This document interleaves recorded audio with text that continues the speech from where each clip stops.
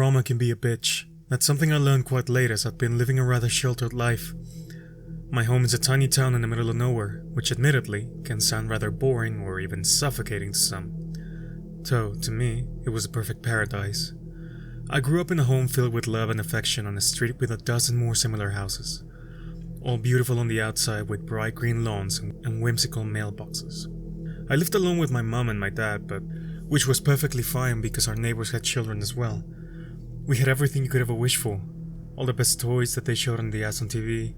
I was one of the first kids who had a Nintendo and later on a PlayStation. My friends and I had a treehouse where we spent all of our free time reading comic books and novels.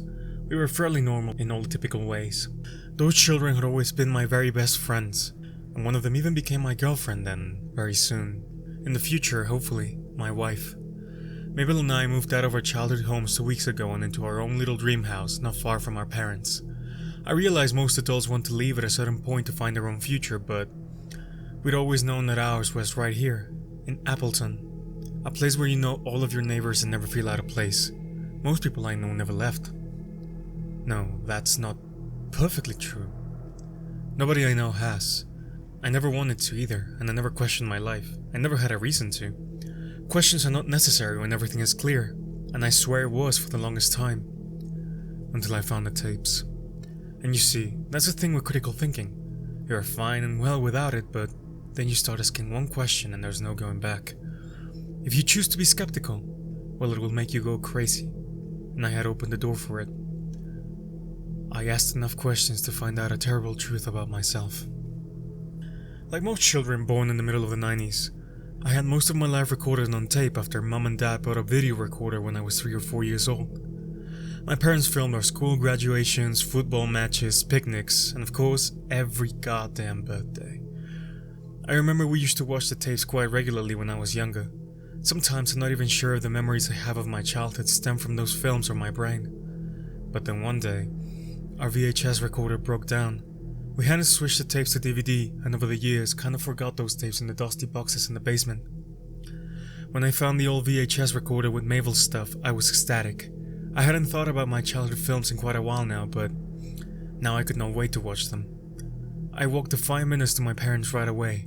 They both weren't home, but I still had my key, and went to pick up the boxes from the basement. I looked through the tapes which all had different things written on them, and picked the one that said, Jamie, 99-X. I shoved in the tape, and after rewinding a while, I pressed play.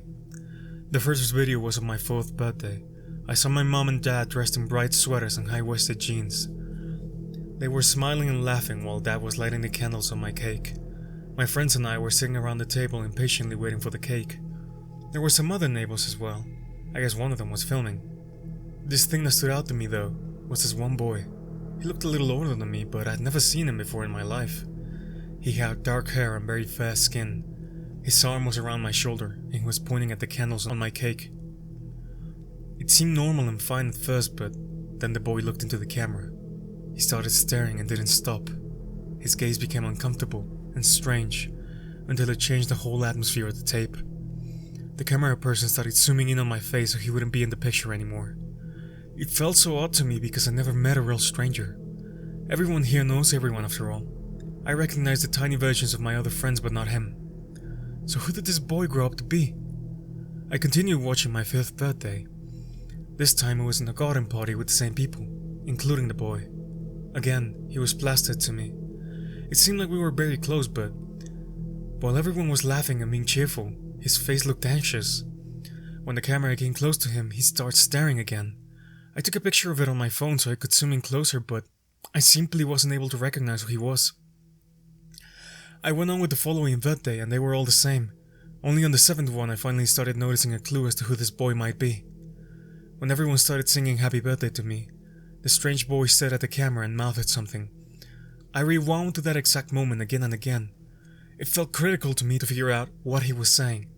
I can't quite explain why, but something about him was pulling me in. I turned up the volume as high as I could. Happy birthday was blasting through my home, while everyone was singing, Happy birthday dear Jamie. I believe I heard what the strange boy was singing instead. Luca. I played the scene a few more times until I was sure he was singing for Luca. What's this noise? I heard Mabel shout as she shut the door behind her. I quickly turned down the volume. Sorry, love, I laughed. I found these old tapes and I got a little carried away. Mabel came closer and sat down right next to me.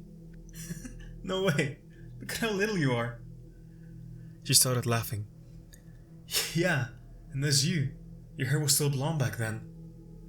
As we continued watching the tape, it suddenly went to my 8th birthday. He's gone, I whispered. Mabel looked at me with a confused look. I went back to the moments that showed the little boy. This boy, he was at all my other birthdays. Do you know who he is? Mabel shook her head. Probably someone's cousin, she smiled. I'm gonna get some water, you want anything? I shook my head, unable to keep my eyes from the screen. After a while, I don't remember how much time had passed. I heard a familiar voice behind me. It's not nice to take something without asking. I turned around to the strangely uncomfortable face of my mother. My dad was right next to her with frowned brows. We watched these films when we needed to. You don't need them anymore now, do you? My father asked. Mabel was standing behind them with the same smile she had when she left to go to the kitchen earlier. I guess it was an excuse to call my parents, though I didn't understand what suddenly had happened. Yeah, sorry, I guess I just wanted to check out my old... My eyes went back to the screen. Why did I feel so mesmerized by it? Well then, sweet boy. If you insist on rewatching the past, at least pick a more stimulating film. Film? I asked. My mother started rummaging through the tapes and finally chose the one she felt comfortable with. Jamie's Happy Times, 2004 to 2008. It was a recording of my parents and me as we went to a park nearby. We were feeding ducks and, later on, other children joined us. All my friends were there, including my girlfriend. In the back of my mind, I was still thinking of Lucas, but the nostalgia soon took over. It had been a happy time back then. It still was a happy time. The 4 of us continued watching the tapes which showed different moments of my life. Most of them together with friends and family. Only Mabel started disappearing in the later parts of the video. Weird. I could swear you were there all the time when everyone else was, I whispered towards her. I had my own life too, silly goose. I can't be everywhere at once now, can I? She said without looking away from the screen. I finally looked away from the tape. Mabel was acting particularly odd that day. But your parents are right there, I said. She didn't respond to that. Oh well, it's gotten awfully late, hasn't it? You had your fun, Jamie. I believe it is time you get back to reality. My mother instructed as she turned off the tape. My father started collecting all the other ones and they walked towards the door. Can we keep them here? You don't have a VHS anyway, I said. Dad looked at me with a strict but friendly face. Well, alright, boy. But do not spend all night looking at the past. You need to focus on your future too. My mom kissed me on the cheek. She always does that, but I could swear this time, her lips stayed on my cheek longer than usual. When I went back to look through the tapes again, I noticed my dad had left all of them, except for the birthday tape. The following day, the thought of the strange boy and the evening with my parents and Mabel didn't let go of me. When I woke up, Mabel was in the kitchen making coffee. Oh, good morning, sweetheart. You have some nice dreams? She smiled from ear to ear. Mabel, who's Luca? I asked directly. For a second her smile disappeared. She let the coffee spoon fall to the ground. I never heard that name in my life. Is that a boy or a girl? She asked as she had collected herself again. However, she didn't even wait for my response. The boy in the tape. You said he might be someone's cousin. Mabel tilted her head like she didn't know what I was talking about. I only know of the cousin of Jessica Blitz. His name is Eli. I fucking know Eli. I'm talking about the boy in the tape. I said in raised voice, which I regretted shortly after. Mabel looked scared. I'm sorry, I didn't mean to get so loud. That's fine, love. It's just that I didn't know what you were talking about. We didn't watch any birthday tapes. I sat down by the kitchen table. Are you okay? Mabel asked in a concerned tone. I didn't respond. Do you want me to call your parents and ask if they have any tapes of your birthdays?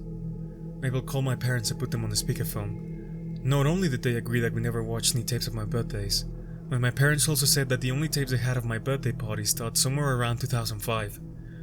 They lost the other ones ages ago. I almost believed them, I really did.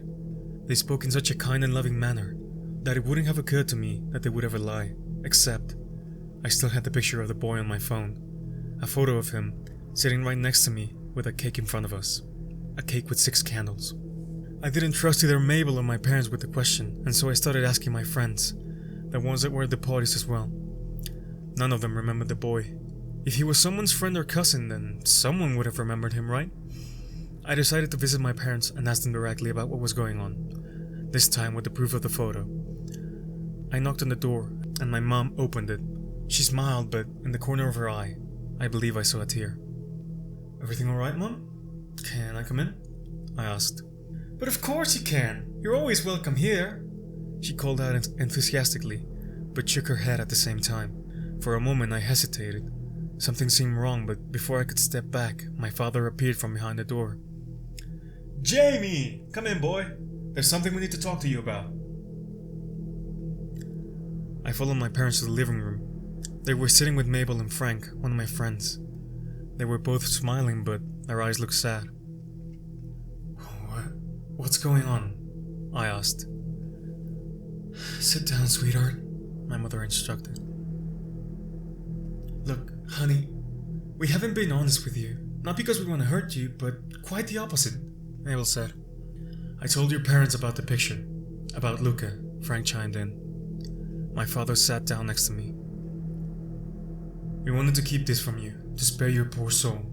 The boy was a friend of yours, your best friend even, but... I'm not sure how to say this, so I'll just try to be blunt. He died, and the death was partially your fault." "What?" My mom sat down as well and started stroking my hair. "You didn't mean to. You went swimming in the lake and then you pushed him. It was only supposed to be a joke, but he never came back up." I stayed still. I heard the words, but they made no sense.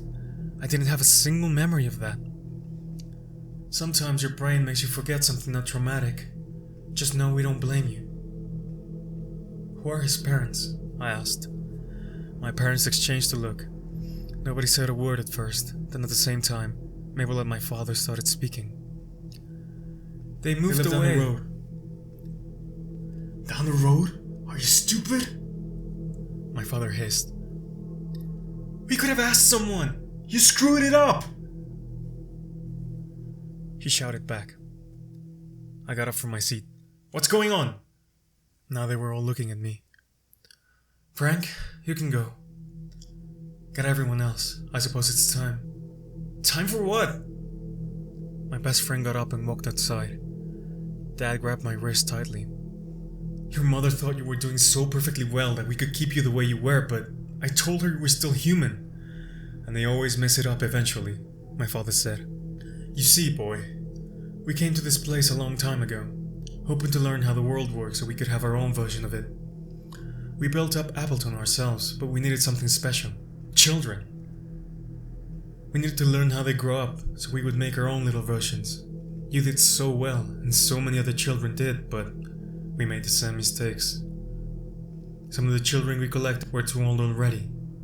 They remember their real parents, at least partially. But we have improved. Just look at you. You were the perfect example. You have ripened just as we needed you to." He kept speaking, but the words made no sense to me, until I remembered that the tape started in 1999, 4 years after I was born. Of course children that young don't remember anything, but the rest of my childhood was blurry as well. "Who was the boy?" Dad shrugged. "We found him in the playground with you." "Are you even the same girl as the one in those tapes?" I shouted at Mabel. My entire existence was falling apart in front of me. Mabel shrugged. "Does it matter if I'm perfectly correct? I mean, imagine if you were a copy. Would it really matter? I don't think it would. I feel fine. No. Actually, I feel great." "Do you want to feel great as well, Jamie?" my mother asked. It was the first thing she said. She didn't wait to my response. Instead, she grabbed my hand. "Welcome the others. I will prepare him outside." She continued to pull me towards the garden. I wondered if I should fight her, but I wasn't even sure where I would go. Dad and Mabel were inside, and Frank was probably on his way with all the neighbors. I was alone in this garden with the woman I thought of my mother, though in reality, she was my kidnapper. "I never killed that boy, did I?" I asked, clenching my fist so it would shake less. She shook her head. "You shouldn't have started asking questions. They were accepting you. A tear rolled down her face. She went through her pocket, and I thought she was going to cut me or do hell knows what, but instead she gave me a key and guided me towards the garage. Take it, and drive as far as the gas will take you. Never come back. My hands were trembling. Mom, what's going on? Martin, that's where we found you, Luca. She looked towards the house with fear in her eyes. Now go! They will be here soon, and if they get their hands on you, it won't be pretty. In the matter of a day, my entire life had fallen apart. Everything I believed in was a lie. The years with my girlfriend, my entire childhood. I had been living in something so right. I should have known it was wrong. I drove as far as I could. Of course, nobody believed a word of what I was saying at first, but in a town called Martin, I found help. They say I made up this tale as a response to an incredibly traumatic event, but I know that's not true. I've been looking for Appleton ever since. Those creatures probably never stopped collecting the special children. There is no map with the small town of Appleton on it. No proof of its existence online. I don't know what to do next. All I have left of the place is a photo that I took of the boy who tried to warn me. And I truly hope he managed to escape back then.